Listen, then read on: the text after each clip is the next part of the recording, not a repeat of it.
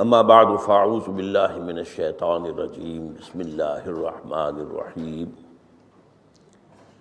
الحمد للہ رب العالمین الرحمن الرحیم مالک یوم الدین ایاک نعبد و ایاک نستعین اہدنا الصراط المستقیم صراط الذین انعمت علیہم غیر المغضوب علیہم ولا الضالین آمین۔ ما اصاب من مصیبت الا باذن اللہ ومن یؤمن باللہ یہد قلبہ واللہ بکل شیء علیم۔ وقال عز وجل كما ورد في سورة الحديد ما أصاب من مصيبة في الأرض ولا في أنفسكم إلا في كتاب من قبل أن نبرأها إن ذلك على الله يسير لكي لا تأسوا على ما فاتكم ولا تفرحوا بما آتاكم والله لا يحب كل مختال فخور۔ وقال عز وجل كما ورد في سورة الانشراح ان مع العسر يسرا ان مع العسر يسرا صدق اللہ العظیم۔ وعن ابی العباس عبد اللہ بن عباس رضی اللہ تعالی عنہما قال كنت خلف النبي صلی اللہ علیہ وسلم یوما فقال یا غلام انی اعلمک بکلمات احفظ اللہ یحفظک احفظ اللہ تجدہ تجاہک اذا سألت فاسأل اللہ واذا استعنت فاستعن باللہ واعلم ان الامة لو اجتمعت على ان ينفعوك بشيء لم ينفعوك الا بشيء قد كتبه الله لك وإن اجتمعوا على أن يضروك بشيء لم يضروك إلا بشيء قد كتب الله عليك رفعت الأقلام وجفت الصحف۔ رواه الترمذی رحمہ اللہ وقال حدیث حسن صحیح۔ وفي روایت غیر الترمذی احفظ اللہ تجدہ امامک تعرف إلى الله في الرخاء يعرفك في الشدة واعلم أن ما أخطأك لم يكن ليصيبك وما أصابك لم يكن ليخطئك واعلم أن النصر مع الصبر وأن الفرج مع الكرب وأن مع العسر يسرا۔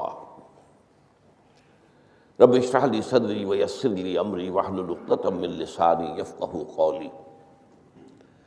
اللہم ربنا الہمنا رشدنا واعذنا من شرور انفسنا اللہم ارنا الحق حقا وارزقنا اتباعہ وارنا الباطل باطلا وارزقنا اجتنابہ آمین یا رب العالمین۔ یہ حدیث نمبر 19 اربعین نبوی کی روح دین کے اعتبار سے ایک بہت ہی اہم مسئلے سے بحث کرتی ہے۔ اس کے راوی ہیں حضرت عبداللہ ابن عباس جن کی کنیت ہے ابو العباس، یعنی ان کے والد کا نام بھی عباس ہے، ان کے بیٹے کا نام بھی عباس ہے۔ عن ابی العباس عبداللہ ابن عمر ابن عباس رضی اللہ تعالی عنہما۔ تو اس میں چونکہ جیسا کہ میں نے عرض کیا کہ استعانت باللہ، مدد مانگنی ہو تو صرف اللہ سے مانگ، یہ دین کی روح کا ایک بہت اہم مسئلہ ہے، بہت اہم مسئلہ، روح دین۔ میں نے اسی لیے آج سورہ فاتحہ کی تلاوت کی شروع میں کہ اس مسئلے کی اہمیت جو ہے اس کا آپ کو اندازہ ہو جائے۔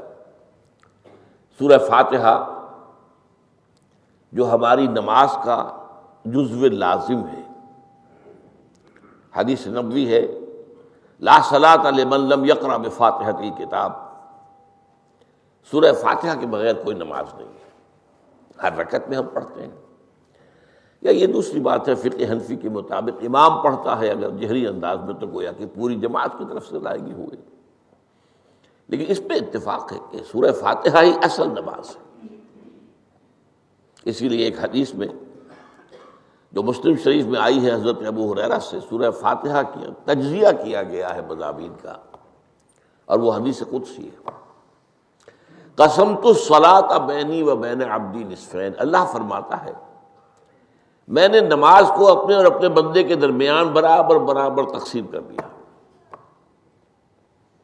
بندہ کہتا، اب اس کے بعد ساری تفصیل سورہ فاتحہ کی ہے۔ صلاۃ کہا، قسمت الصلاۃ بینی و بین عبدی نصفین، تو ہم تو صلاۃ میں سورہ فاتحہ بھی ہے، پھر اس کے بعد کچھ ہم اور قرآن مجید کی آیتیں پڑھتے ہیں، پھر رکوع بھی ہے، پھر سجود بھی ہے، قیام بھی ہے اور قاعدہ بھی ہے، سب ہے۔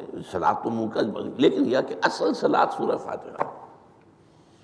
چنانچہ اس حدیث میں تجزیہ کیا گیا ہے، جب بندہ کہتا ہے، میرا بندہ یہ کہتا ہے الحمدللہ رب العالمین، تو میں یہ کہتا ہوں، اللہ تعالیٰ یہ فرماتا ہے حمدنی عبدی، میرے بندے نے میری حمد کی، تعریف کی، ثنا کی۔ جب بندہ کہتا ہے الرحمن الرحیم، میں کہتا ہوں، اللہ کہتا ہے اثنا علی عبدی، میرے بندے نے میری ثنا کی۔ اور جب بندہ کہتا ہے مالک یوم الدین، تو اللہ فرماتا مجدنی عبدی، میرے بندے نے میری بزرگی بیان کی۔ تو یہ سارا میں اس لیے آپ کو حوالہ دے دیا ہے، آج میں سورہ فاتحہ کا درس نہیں دے رہا ہوں، پوری بات نہیں سنا رہا ہوں، کہ اصل نماز سورہ فاتحہ ہے۔ اب سورہ فاتحہ میں 7 آیتیں ہیں، اور عجیب ترتیب ہے، 3 آیتوں پر ایک جملہ بنتا ہے، الحمدللہ رب العالمین الرحمن الرحیم مالک یوم الدین، آیتیں 3 جملہ 1۔ پھر 3 آیتوں پر ایک جملہ ہے آخر میں، اہدنا الصراط المستقیم صراط الذین انعمت علیہم غیر المغضوب علیہم ولا الضالین، آیتیں 3 جملہ 1۔ درمیانی آیت ہے 4 نمبر کی، ایاک نعبد و ایاک نستعین، یہ ہے در حقیقت مرکزی آیت، مرکزی ہو گئی، 3 ادھر 3 ادھر، پھر وہ 3 ایک جملہ، آخری 3 ایک جملہ، اور یہ ایک آیت میں 2 جملے، ایاک نعبد بھی مکمل جملہ ہے، و ایاک نستعین بھی مکمل جملہ ہے، اور یہیں پر سورہ فاتحہ کی وہ تقسیم ہوتی ہے آدھی، 3.5 آیتیں ادھر ہیں، الحمدللہ رب العالمین الرحمن الرحیم مالک یوم الدین ایاک نعبد۔ اب واو آ گیا، یہ واو ایسے ہے جیسے کہ آپ ترازو کو پکڑتے ہیں، مٹھ اس کی جو ہے۔ اب 3.5 آیتیں ہیں، وَإِيَّاكَ نَسْتَعِينُ اهْدِنَا الصِّرَاطَ الْمُسْتَقِيمَ صِرَاطَ الَّذِينَ أَنْعَمْتَ عَلَيْهِمْ غَيْرِ الْمَغْضُوبِ عَلَيْهِمْ وَلَا الضَّالِّينَ۔ یہ جو مرکزی آیت ہے، اس میں 2 باتوں کا ذکر ہے۔ ایاک نعبد، ایک تو ہم اقرار کرتے ہیں کہ اللہ ہم صرف تیری ہی بندگی کرتے ہیں اور کرتے رہیں گے، یہ حال اور ماضی، حال اور مستقبل دونوں کو محیط ہے۔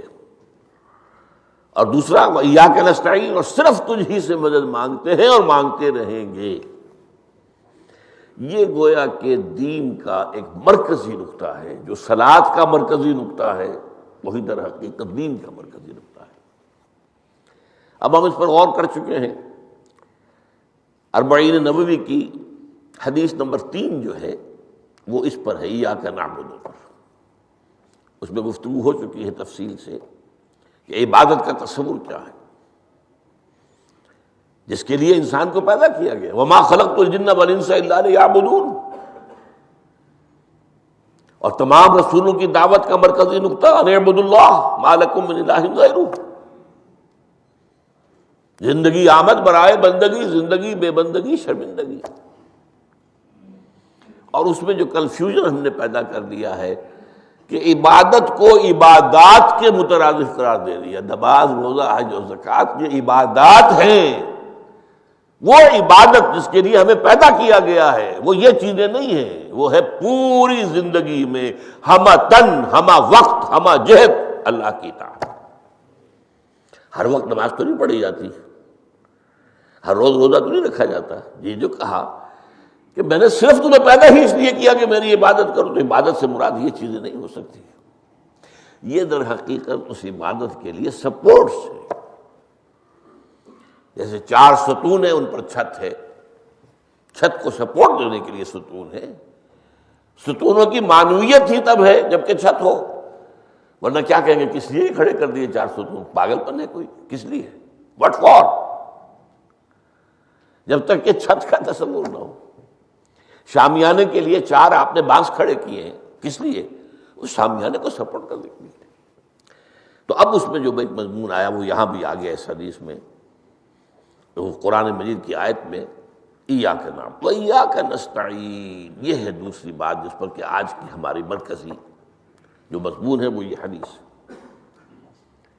تجھ ہی سے مدد مانگتے ہیں اور مانگتے رہیں گے.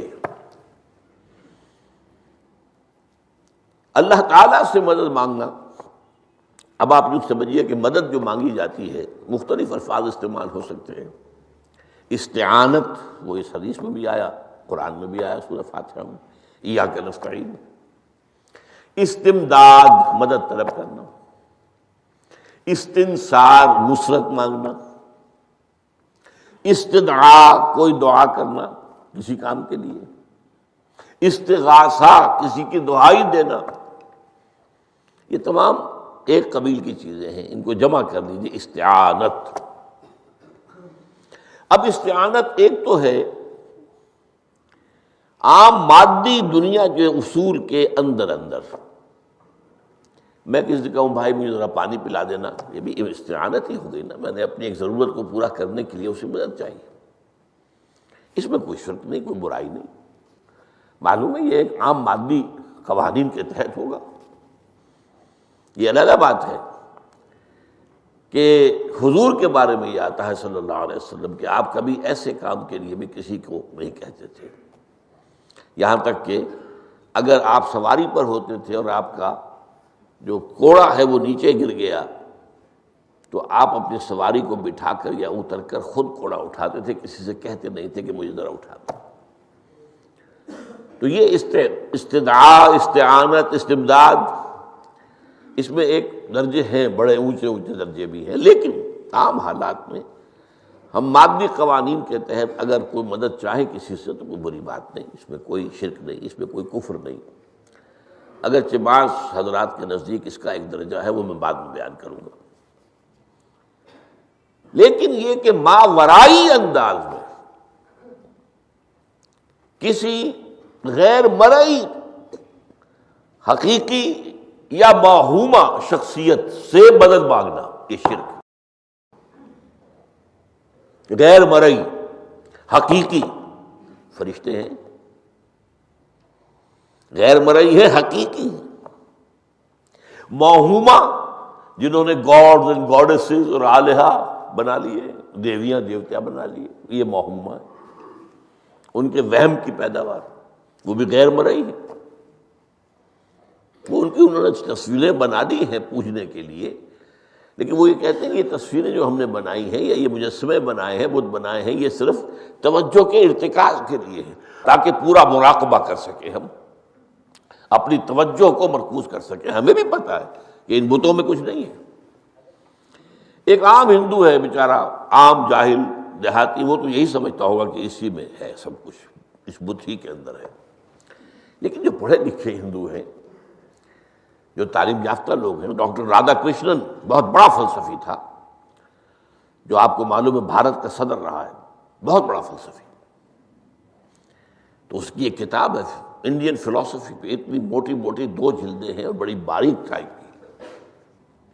اس میں اس نے کہا کہ ہم ان بتوں میں کچھ نہیں سمجھتے، یہ تو صرف کنسنٹریشن، توجہ کو مرکوز کرنے کے لیے ہم نے ان کو بنا لیا ہے تاکہ ان کے ساتھ ایک ذہنی اور روحانی رشتہ قائم کرنے کے لیے اپنی توجہات کو مرکوز کر سکیں. بہرحال یہ میں نے بتایا، ایک ہے غیر مرئی حقیقی، ایک ہے غیر مرئی موہومہ. غیر مرئی حقیقی میں فرشتے بھی ہیں، معلوم ہے یہاں موجود ہیں، کرامن کاتبین ہیں، لیکن میں یہ نہیں کہہ سکتا کہ ذرا میری یہ مشکل دور کر دو. اس فرشتے سے میں مخاطب نہیں ہو سکتا، یہ شرک ہو جائے. حالانکہ ہمیں معلوم ہے فرشتہ ہے، فرشتے تو اس وقت ہمارے اس مجمع کو گھیرے ہوئے ہیں. حضور کی حدیث ہے، مجتمع قوم فی بیت من بیوت اللہ یتلون کتاب اللہ ویدارسونہ بینہم الا حفتہم الملائکہ وغشیتہم الرحمہ۔ جب بھی کبھی میرے گھروں میں سے کسی گھر میں میرے بندے جمع ہوتے ہیں قرآن کو پڑھنے اور سمجھنے کے لیے، سمجھنے سمجھانے کے لیے، تو فرشتے ان کے گرد گھیرا ڈال لیتے ہیں اور ان پر رحمت چھا جاتی ہے اور سکینت ان پر آسمان سے نازل ہوتی ہے، اور اللہ تعالیٰ ان کا ذکر کرتا ہے فی من عندہ۔ دیکھو اے فرشتو، تم تو کہتے تھے نا کہ اے اللہ تو یہ خلیفہ بنانے چلا ہے آدم، یہ تو دنیا میں فساد مچائے گا، دیکھو وہ میرے بندے وہ کیا کر رہے ہیں۔ اللہ تعالیٰ ذکر کرتا ہے ان کا اپنی اس مجلس میں، وہ جو ملأ اعلیٰ کی مجلس ہے، جو اللہ تعالیٰ کے قریب ترین جو فرشتے ہیں ان میں۔ تو فرشتے ہیں لیکن مدد نہیں مانگی جا سکتی۔ اسی طرح اب ذرا مسئلہ دوسرا وہ مختلف ہی ہو جائے گا۔ میں نے پہلے وہ بات کی جس میں اختلاف کا امکان ہی، فرشتے تو ہیں، ان پر ہمارا ایمان ہے، اور اصل میں ایمان بالملائکہ ہی کی شکل بگڑی ہے، یہ جو گاڈز اور گاڈیسز بنا لیے گئے اور دیوی اور دیوتا بنا لیے گئے اور آلہہ بنا لیے گئے، ملائکہ ہی کی۔ ملائکہ کو اللہ نے ایک ایک کام کے اوپر معمور کیا ہوا ہے، یہ پہاڑوں کا فرشتہ ہے، یہ بارش کا فرشتہ ہے، یہ فلاں کا فرشتہ ہے۔ انہوں نے انہی کو دیوتا بنا لیا، بس غلطی کیا لگی کہ ان کا کوئی اختیار بھی ہے۔ ہمارا ایمان کیا، فرشتوں کا اختیار کوئی نہیں،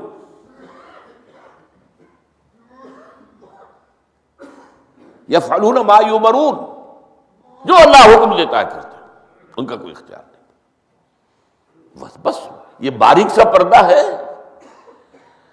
یہی ایمان بالملائکہ بن گیا ہے، دیویوں دیوتاؤں کی شکل اختیار کی۔